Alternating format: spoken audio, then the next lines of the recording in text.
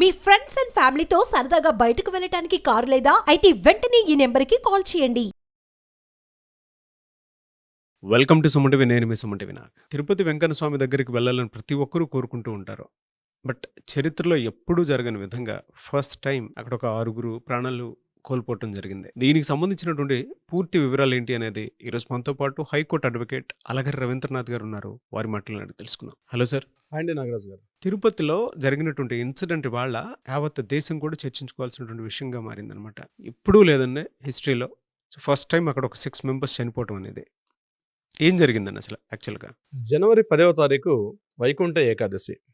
దీన్ని పురస్కరించుకొని ప్రతి ఒక్కరు కూడా టోకెన్ ఉన్న వ్యక్తులు మాత్రమే దర్శనం ఉంటుంది, మిగిలిన వారికి దర్శనం ఉండదని చెప్పి టీటీడీ ఈవో గారు నిన్న అధికారికంగా ప్రెస్ మీట్ పెట్టి కూడా మాట్లాడడం జరిగింది.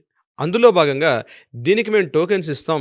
ముఖ్యంగా తిరుమలలో ఒక టోకెన్ సెంటరు, అదేవిధంగా తిరుపతిలో 8 సెంటర్లో 90 కేంద్రాల ద్వారా మేము టోటల్గా 1,20,000 అంటే 10వ తారీఖు ఏకాదశి, 11 ద్వాదశి, దీంతోపాటు కంటిన్యూగా 10, 11, 12 అంటే మనకి శుక్ర, శని, ఆదివారాలు ఈ 3 రోజులు కలిపి 1,20,000 టోకెన్లు ఇస్తున్నామని చెప్తూ కేవలం టోకెన్ ఉన్న వ్యక్తులకు మాత్రమే వైకుంఠ ఏకాదశి ఉత్తర ద్వార దర్శనం ఉంటుందని చెప్తూ టీటీడీ ఈవో గారు ఎప్పుడైతే ప్రకటించారో ఇమీడియట్గా ఈ వైకుంఠ ఏకాదశి ఉత్తర ద్వార దర్శనం చేసుకుందాం ఉద్దేశంతో దేశం నలుమూల నుంచి కూడా రాష్ట్రాలకు అతీతంగా ప్రతి ఒక్కరు కూడా ఈరోజు తిరుపతికి ఒక చీమల దండులా రావడం జరిగింది.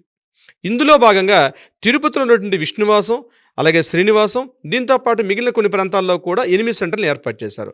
అందులో భాగంగా బైరాగిగడ్డ దగ్గర రామానాయుడు స్కూల్ దగ్గరగా ఉన్నటువంటి ఒక పార్కులో వీళ్ళందరినీ, అంటే నిన్న 8వ తేదీ ఉదయం 10 గంటల నుంచి కూడా జనం తండోపతండాలుగా రావడం జరిగింది. ఒక్కొక్క సెంటర్ దగ్గర అనేక వేల మంది, అనేక లక్షల మంది ఒక మూకుమ్మడిగా ఒక తిరునాళ్ళ జాతరలా కనిపించింది. అయితే సెంటర్లోకి వెళ్ళడానికి ముందుగా ఒకేసారి సెంటర్లో ప్రవేశించకుండా ఆ సెంటర్ యొక్క క్యూ లైన్లు కన్నా బిఫోర్ ఎక్కడెక్కడ పెడితే అక్కడ భక్తులందరూ కూడా కొండ పైకి వెళ్ళకుండా తిరుపతిలోనే, అంటే దిగువ తిరుపతిలోనే పూర్తిగా అనేక చోట్ల కూడా జనాలు గుమిగూడుతూ ఉన్నారు. ఈ గుమిగుడి ఉదయం 10 గంటల నుంచి మొదలైనటువంటి ఈ యొక్క గుమిగూడడం అన్నది సాయంత్రం 5:30, 6 గంటలు వచ్చేసరికల్లా భయంకరమైన జనం, విపరీతమైన జనం అన్ని కేంద్రాలు కూడా చేరుకున్నారు. అటు విష్ణువేశంలో కానీ, శ్రీనివాసంలో కానీ, బైరాగిగడ్డ రామానాయుడు స్కూల్ ఏర్పాటు చేసినటువంటి అనేక ప్రాంతాల్లో కూడా జనాలు తండోపతండాలుగా రావడం జరిగింది.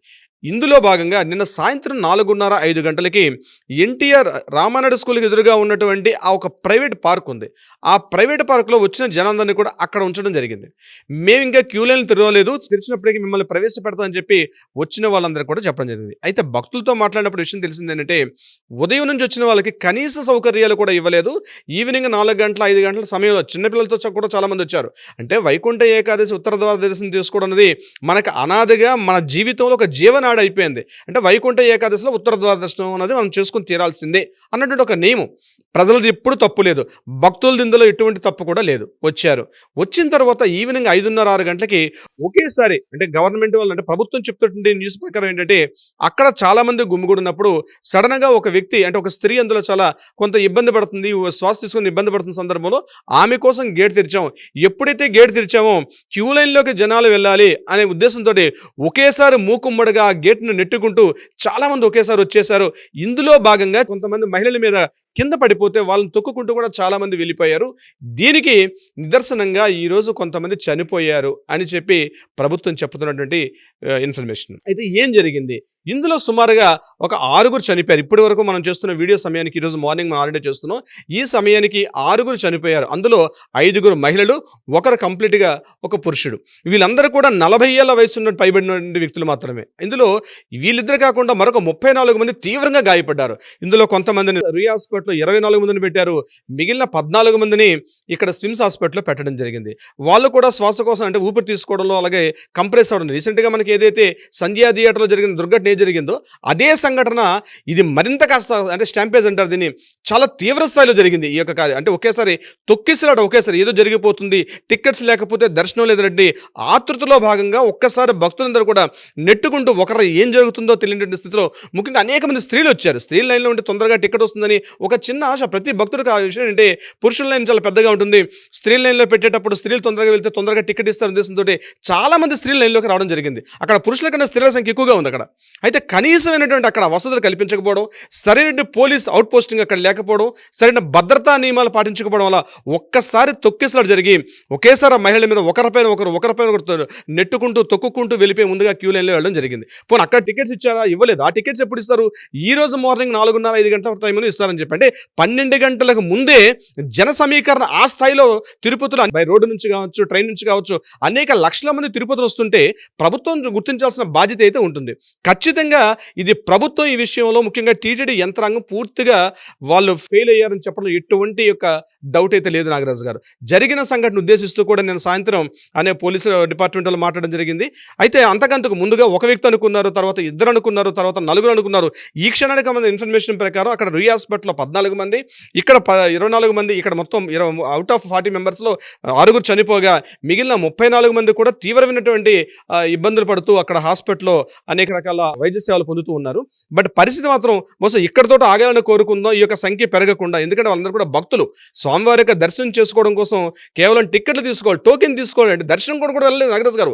వీళ్ళు వెళ్ళింది దర్శనం కోసం కాదు, కేవలం ఆ దర్శనం కోసం కావాల్సిన టికెట్ల కోసం అని చెప్పి బహుశా చరిత్రలో మనకు తెలిసినటువంటి సమీప గతంలో కూడా ఎక్కడా ఇటువంటి దుశ్చర్య ఎప్పుడు జరగలేదు. ఇది ఖచ్చితంగా ప్రభుత్వ యంత్రాంగం టీటీడీ యొక్క పూర్తి వైఫల్యం చెప్పడం ఎటువంటి కూడా సందేహం లేదు నాగరాజు గారు. నాట్ ఓన్లీ ఒక్క ఈ రామానాయుడు స్కూల్ ప్రాంతంలో ఉన్నటువంటి బైరాగగడ దగ్గర ఈ కేంద్రం దగ్గరే కాకుండా విష్ణువాసంలో కూడా ఇటువంటి తొక్కిసలాట కూడా తీవ్రంగా జరిగింది.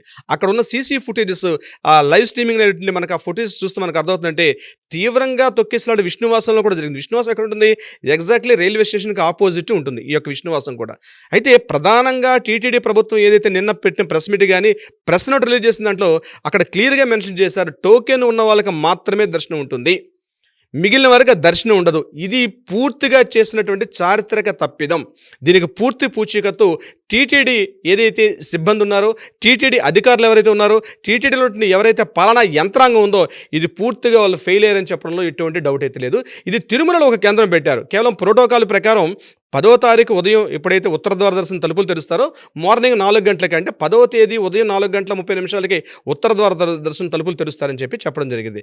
ఉదయం 4:30 నుంచి మరలా 6:30-7 గంటల వరకు మాత్రం ప్రోటోకాల్ ప్రకారం ఎవరైతే విఐపీస్ ఉన్నారో వాళ్ళకు మాత్రం దర్శనం చేస్తూ మిగిలిన అన్ని రకాల దర్శనాలు కూడా రద్దు చేసిన పాలనా యంత్రాంగం. ఏ రకంగా దివ్యాంగులకు కానీ, మహిళలకు కానీ, అదేవిధంగా స్త్రీలకు కానీ, పిల్లలకు కానీ, చంటి పిల్లలకు కానీ, వృద్ధులకు కానీ సర్వదర్శనాలు, అందరికీ సర్వదర్శనాలు పెట్టింది. అంటే గవర్నమెంట్ ఇక్కడ ఏం చేయొచ్చు అంటే ముఖ్యంగా టీటీడీ పాలనా యంత్రాంగం ఆన్లైన్ దర్శనాన్ని పూర్తిగా పక్కన పెట్టేశారు. ఇది కేవలం మొదటగా ఉన్నటువంటి 3 రోజులు ఏదైతే దర్శనం చేసుకోవాలంటే కార్యక్రమం ఏదైతుందో దీన్ని 10 రోజులు పొడిగించారు. 10 రోజుల పాటు ఖచ్చితంగా వైకుంఠ ఏకాదశి ద్వారదర్శనం చేసుకోవచ్చు అని చెప్పి టీటీడీ చెప్తూ కూడా ఖచ్చితంగా అయితే సర్వదర్శనాలు లేవు, టోకెన్ ఉన్న వ్యక్తులకు మాత్రమే చెప్పడంతో ఈ యొక్క తొక్కేసలాట జరిగిందనడంలో ఎటువంటి డౌట్ అయితే లేదు. పవిత్రమైన వైకుంఠ ఏకాదశి రోజు నాడు కొండపైన ఉన్నటువంటి తిరుమల వెంకటేశ్వరుడికి ఒక మైల అంటుకునే ప్రయత్నం చేశారు ఈ అవగాహన రాయించేటువంటి టీటీడీ పాలక మండలి, టీటీడీ యువ గారు, ప్రభుత్వ యంత్రాంగం పూర్తి నిర్లక్ష్యం. అంటే పోలీసులకి టీటీడీ పాలన యంత్రాంగానికి మధ్య ఒక సమన్వయ లోపం. మూడవది అక్కడ ఎంత అవగాహన రాయించాడంటే నాగరాజు గారు, ప్రధానంగా నిన్న భక్తులు మాట్లాడుతున్న మాటలు మనం చూస్తుంటే అర్థమవుతుంది. అక్కడ బయట అంబులెన్స్ ఉన్నాయి, అక్కడ విష్ణువాసం దగ్గర కానీ మిగిలిన చోట్ల అక్కడ అంబులెన్స్ ఉన్నాయి, కానీ అంబులెన్స్లో డ్రైవర్ లేరు. ప్రధానంగా అంబులెన్స్లో ఇన్ టైంలో డ్రైవర్లు లేకపోవడం వల్ల కూడా మరో 4 చనిపోయారని చెప్పి భక్తులు గట్టిగా మాట్లాడుతున్నారు మీడియాతో. అంటే బయట అంబులెన్స్ కనిపిస్తున్నాయి, అంబులెన్స్లకు బాడీ ఎక్కించారు. బాడీ ఎక్కించినప్పుడు కూడా అక్కడి నుంచి బాడీ హాస్పిటల్ తీసుకెళ్ళడానికి, అటు స్విమ్స్ హాస్పిటల్కి కానీ రుయాకి కానీ తీసుకెళ్ళడానికి డ్రైవర్స్ అందుబాటులో పెట్టుకోకుండా ఆ డమ్మీ వాహనాలు పెట్టి ఏం చేసుకుంటారండి?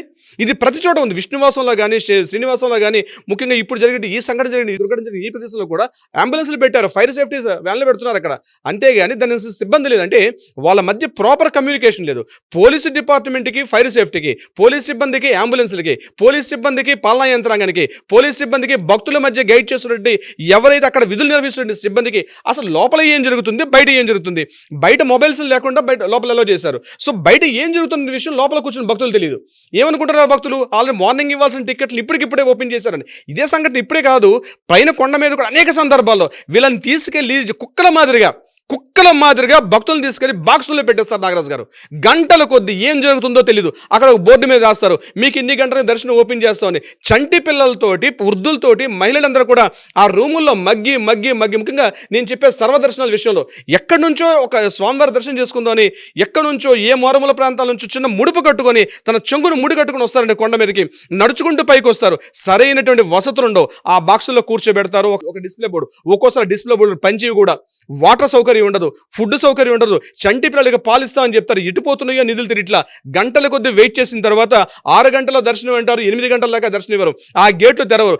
జైల్లో, అండమాన్ జైల్లో బంధించినట్టు జైలుకి ఎట్లయితే బంధిస్తారో బయట వేసుకుని తెల్ల చొక్కాలు, తెల్ల రకాల పంచులు కట్టుకుని తిరుగుతున్న సిబ్బంది తప్ప అడిగితే చెప్పే నాదుడు ఉండదు. మాట్లాడుతుంటే మొబైల్ సౌకర్యం ఉండదు.